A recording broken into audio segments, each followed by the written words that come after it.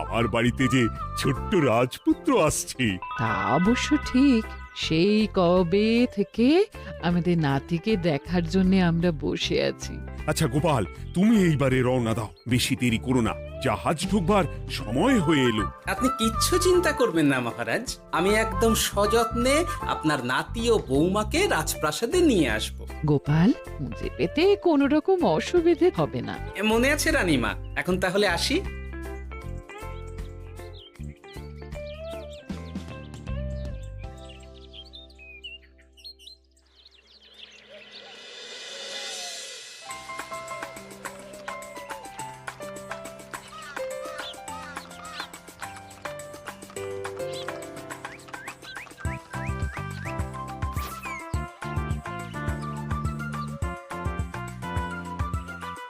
এসো এসো বৌমা, এসো। আরে আমার নাতি বাবু যে। বৌমা, পথে আসতে কোনো কষ্ট হয়নি তো? এইটুকু পথ আসতে কোনো রকম কষ্ট হয়নি মা। গোপাল কাকা এত ভালো যে কি বলবো। যাক যাক, গোপাল তাহলে আরো একবার আমার মান রাখলো। যতদিন গোপালের ধরে থাকবে তার প্রাণ, সে ততদিন মহারাজের রাখবে যে মান। হ্যাঁ মহারাজ, আমি থাকতে আপনি একদম চিন্তা করবেন না মহারাজ। বেশ বেশ বেশ। আমি তাহলে এখন আসি, কেমন? আরে আরে, কোথায় যাচ্ছ গোপাল? একেবারে মধ্যাহ্ন ভোজনটাও সেরে যাও। ও, ভোজনের ব্যবস্থা আছে? তাহলে তো থাকতেই হবে। ওই ভোজনের কথা শুনেই গোপালের জিভের ওজন বেড়ে গেল। তুমি থামো তো মন্ত্রী, আসলে আজ বিকেলেই আমাদের কুল গুরুদেব আসছেন। তোমরা সবাই থেকো, আজকেই নাতি বাবুর অন্নপ্রাশনের দিনটা স্থির করে নেব। এ তো বেশ ভালো কথা। বেশ তাহলে, বেশ ভালোই হলো। রোজ বাড়িতে খেতে খেতে জিভে একেবারে চড় পড়ে গিয়েছিল। বহুদিন পরে রাজবাড়ির পোলাও কোরমা খেয়ে পেট ভরাবো।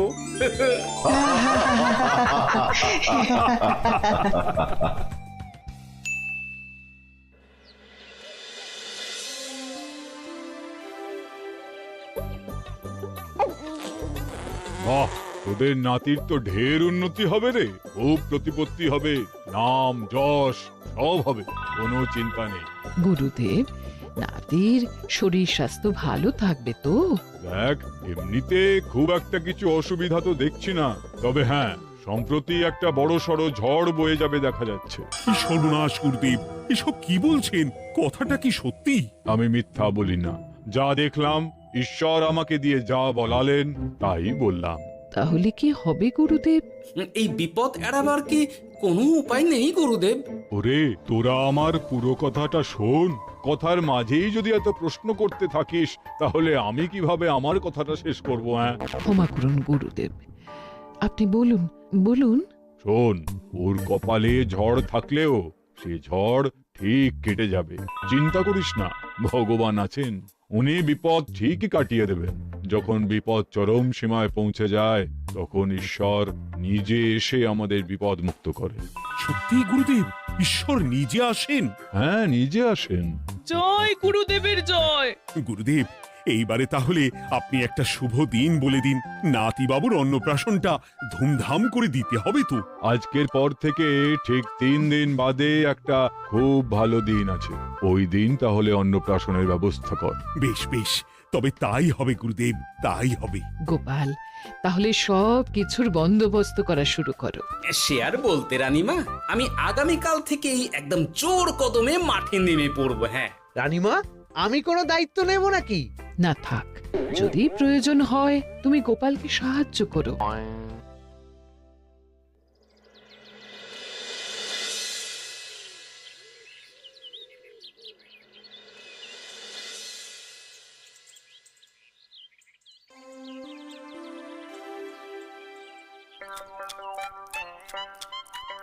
অপূর্ব হয়েছে রান্নাগুলো। সুযোগ পেয়েছে, একেবারে 3 দিনের খাওয়া খেয়ে নিচ্ছে। সুযোগ কি কেউ ছাড়ে মন্ত্রী মশাই? এই আপনি বলুন না, যখনই সুযোগ পান কোষাগার থেকে একেবারে থলি ভরে ভরে মোহর সরিয়ে। থাক, মুখ বন্ধ করো, আমার ঘাট হয়েছে বলাটা। তুমি বাবু মন প্রাণ ভরে খাও, কেমন? মহারাজ, এই রকম একটা খুশির দিনেও আপনার মুখে হাসি নেই কেন? আসলে নাতি বাবু তো আর 2-1 দিন পরেই চলে যাবে, সেই কারণেই মনটা বড্ড ভারাক্রান্ত হয়ে রয়েছে। তা তো ঠিকই, আমাদের ছেলেটা আসতে পারলো না। যাও বা নাতি এলো, তাও তো এই কটা দিন কি আনন্দেই না কাটলো। আচ্ছা রানী, আমরা যদি আমাদের কাছে আরো কদিন নাতিবাবুকে রেখে দিই তাহলে কেমন হবে? মানে বৌমাকে তো ফিরতেই হবে, বিদেশে আমাদের খোকার কত কাজ বলো তো। আরে বাবা, বৌমা না হয় ফিরে গেল, নাতিবাবু কদিন আমাদের কাছে থেকে গেলে কি এমন হবে? কিন্তু দেখো না বৌমা, আমাদেরও তো একটু ইচ্ছে হয় নাতিপুতিদের নিয়ে খেলবো, আদর করব। দেখো না।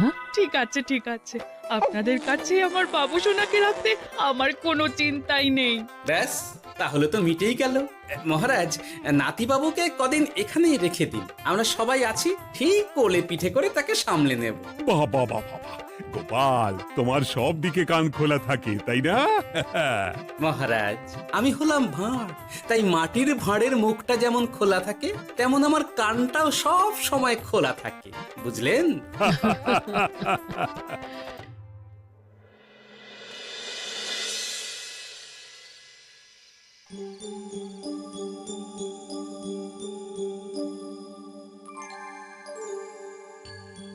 কি ব্যাপার মহারাজ, আপনি এখনো শোননি কেন?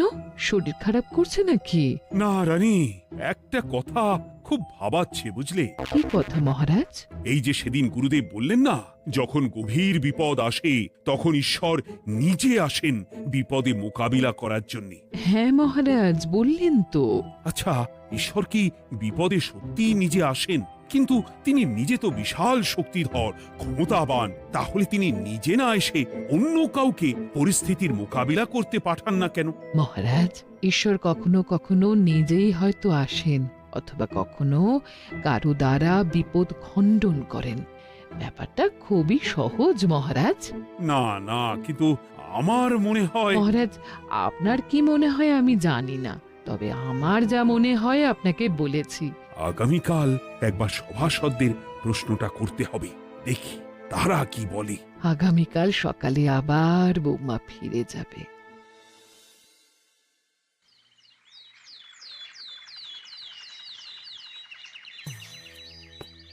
আমি তাহলে আসি, আমার সন্তানকে আপনাদের কাছে কদিনের জন্য রেখে গেলাম, ওকে খুব যত্নে সাবধানে রেখে দেবেন, কেমন? তুমি কোনো চিন্তা করো না মা, আমাদের নাতিবাবু একদম দুধে ভাতে থাকবে।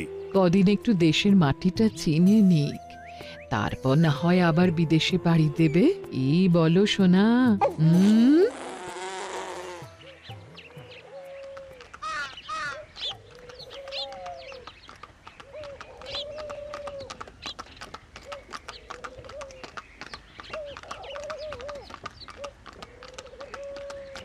বৌমা তো চলে গেল, এইবারে তাহলে আমরাও যাই।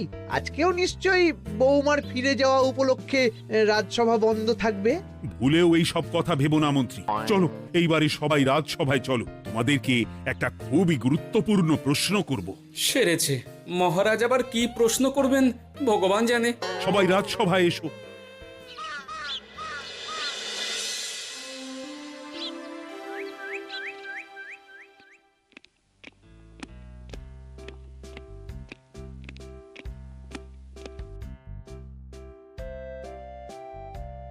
আচ্ছা, তোমরা সকলে বলো তো, ঈশ্বর কি সত্যি বিপদ খণ্ডনে এই ধরাধামে অবতীর্ণ হন? আচ্ছা, তাই যদি হয় তাহলে ঈশ্বর নিজে না এসে তার প্রতিনিধি হিসেবে অন্য কাউকে বিপদ খণ্ডন করতে পাঠান না কেন? হ্যাঁ হ্যাঁ, ঠিকই তো। কেন কেন, ঈশ্বর তো মহাশক্তিধর, উনি চাইলেই যা খুশি তাই করতে পারেন। মহারাজ, আমাদের যেমন ইচ্ছে হলে আমরা খাই দাই ঘুমাই ঘুরে বেড়াই, ঠিক সেই রকম ঈশ্বরেরও ইচ্ছা হয় নিজে নেমে এসে জগতের কল্যাণ করার। না না না, আমি কিন্তু আমার প্রশ্নের যথাযথ উত্তর পেলাম না। এই গোপাল, তুমি কিছু বলো না, একদম মুখে কুলুপ দিয়ে বসে আছো কেন? হ্যাঁ, না মহারাজ, মুখে কুলুপ দিয়ে নেই, আসলে খিদেতে পেটে ছুঁচো দৌড় দিচ্ছে। বেশি কথা বললে খাটনি হবে, আরো খিদে বাড়বে, তাই চুপ করে আছি আর কি। ইস, শুধু খাওয়া আর খাওয়া, সব সময় শুধু খাওয়ার চিন্তা। গোপাল, ছি, লজ্জা করে না? এমন একটা গুরুত্বপূর্ণ সময়ে তুমি আমার প্রশ্নের উত্তর না দিয়ে মনে মনে খাবারের কথা ভাবছো। আসলে মহারাজ ওই না খেলে যে মাথাটা কাজ করে না, পেটে খিদে মুখে লাজ, এমন করলে তো মগজটাই পুরো ঘেঁটে ঘ হয়ে যাবে মহারাজ। বেটাকে তাড়িয়ে দিন। যাও যাও গোপাল, আমার রাজসভা থেকে এক্ষুনি বিদে হও দেখি। যাও যাও, তুমি যাও। যার সব সময় শুধু খাওয়ার চিন্তা, এমন পেটুককে সভায় রেখে আমার কোনো কাজ নেই। কিন্তু মহারাজ, চুপ, একদম চুপ। তুমি যাও গোপাল, যাও। যদি কোনোদিনও উত্তর খুঁজে পাও তবেই আবার এই সভায় তোমার মুখ দেখিও।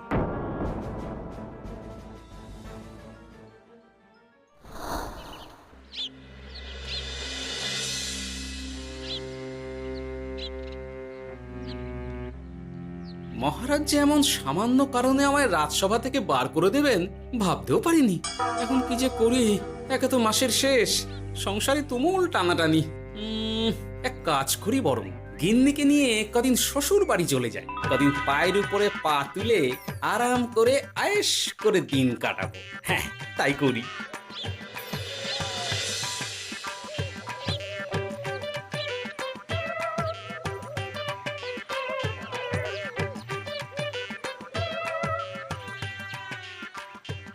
গিন্নি, ও গিন্নি, বলছি কি, ওই শিগগিরই তল্পি তল্পা গুছিয়ে তোমার বাপের বাড়ি চলো। এই কটা দিনের জন্য দুজনে ঘুরে আসি, বুঝলে? কি ব্যাপার? তোমার হঠাৎ করে আমার বাপের বাড়ি যাবার হিড়িক কেন? কিছু মতলব আছে নাকি? আমি না তোমার স্বামী?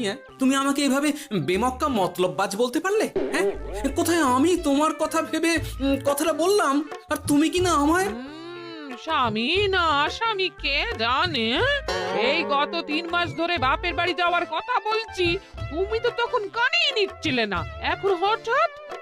আচ্ছা আচ্ছা, বুঝেছি বুঝেছি, অনেক ঝগড়াঝাটি হয়েছে, এইবারে তল্পি তল্পা গুছিয়ে চলো, মেলা সময় বয়ে যাচ্ছে। কি এক্ষুনি যাবে নাকি? সন্ধে হয়ে এলো তো। সন্ধে হয়ে এলো তো কি হয়েছে, চলো চলো চলো, শিগগিরই চলো। ঠিক আছে, আমি প্রস্তুত হচ্ছি। তুমি তাহলে একখানা গরুর গাড়ি ডেকে আনোগে, যাও যাও। আরে মিছিমিছি গরুর গাড়ি রাখবো কেন? আরে বাবা, আমরা হেঁটে যাব, হেঁটে। কি বলছো? এতটা রাস্তা বনের মধ্যে দিয়ে আমরা হেঁটে যাব?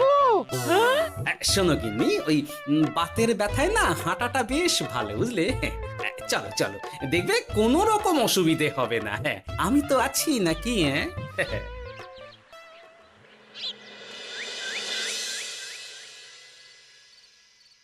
বাবা, হ্যাঁ, বনটা বেশ ঘন।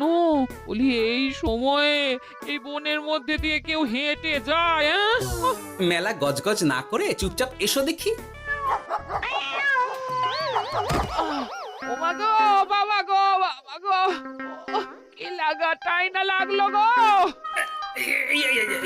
আরে, তোমার থেকে আমার বেশি লেগেছে, যাখানা ধাক্কা মারলে। কি করবো? গিন্নি আমায় ধাক্কা মেরে ফেললো বটে, কিন্তু আজ আমি মহারাজের প্রশ্নের যথাযথ উত্তর পেয়ে গেলাম। বেড়াল ছানাটিকে বাঁচাতে কোনো কিছু না ভেবেই কিভাবে বেড়ালটা ওই বাঘা কুকুরটার দিকে তেড়ে গেল। হ্যাঁ, তার মানে বিপদে পড়লে সন্তানকে বাঁচাতে না, আমাকে এক্ষুনি একবার রাজপ্রাসাদে যেতে হবে, রানীমার সঙ্গে কথা বলতে হবে। আরে আরে আরে আরে, ওদিকে কোথায় চললে গো? ওদিকে তো তোমার শ্বশুর বাড়ি নয়। আরে বাবা, আমার নয়, তোমার শ্বশুর বাড়ির দিকেই আবার যাচ্ছি, বুঝলে? মানে আমরা আর যাবো না? না না, পরে যাব, তাড়াতাড়ি এসো দেখিনি। এ কি রে বাবা, লোকটার মাথাটা কি গেছে নাকি? কখন যে কি করছে নিজেরই ঠিক নেই, যত সব।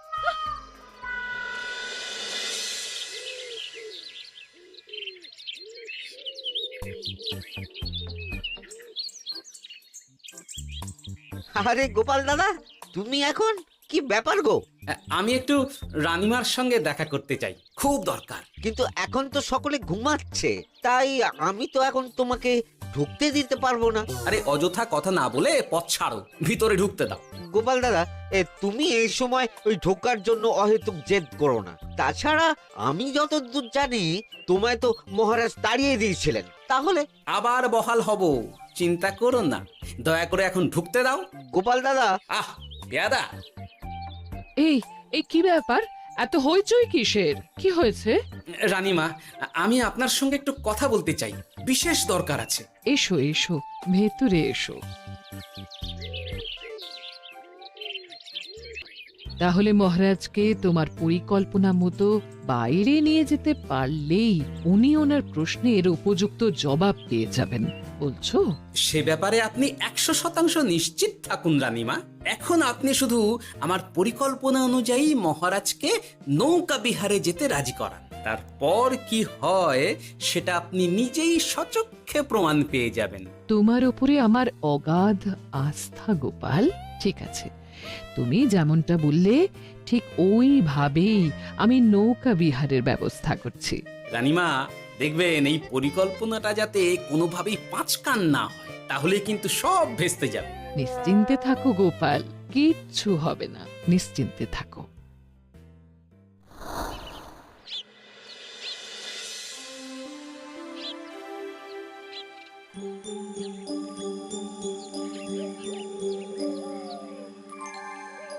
মহারাজ আবার বেজার ভোগ করে গেছেন। কি করব, আমি এখনো যে আমার প্রশ্নের উত্তর খুঁজে পাইনি। এইভাবে আপনি আর কতদিন মুখ ভার করে বসে থাকবেন শুনি? কি জানি, কিছুই আর ভালো লাগে না যে। বলছি শুনুন না মহারাজ, নাতিকে নিয়ে চলুন না, আমরা একটু নৌকা বিহারে যাই, তাহলে ওরও ভালো লাগবে আর আপনার মনটাও বেশ অন্যরকম হবে। ঠিক আছে, তাহলে চলো একটু নৌকা বিহার করে আসি।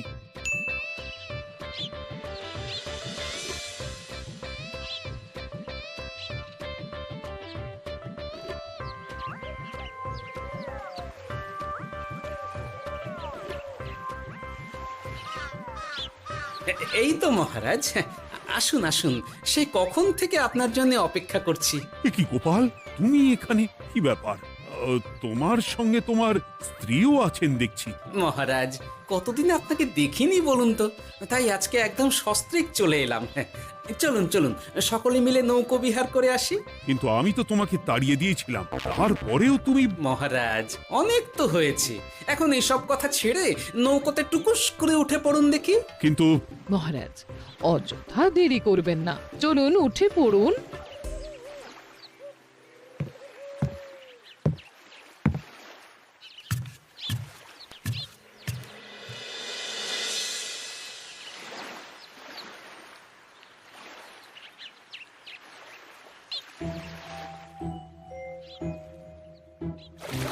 এ কি?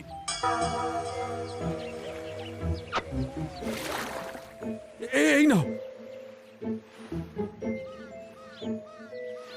দেখো দেখো, ও কোনো সাড়া শব্দ করছে না কেন? সারা শব্দ করবেন না মহারাজ। মানে এসব কি বলছো?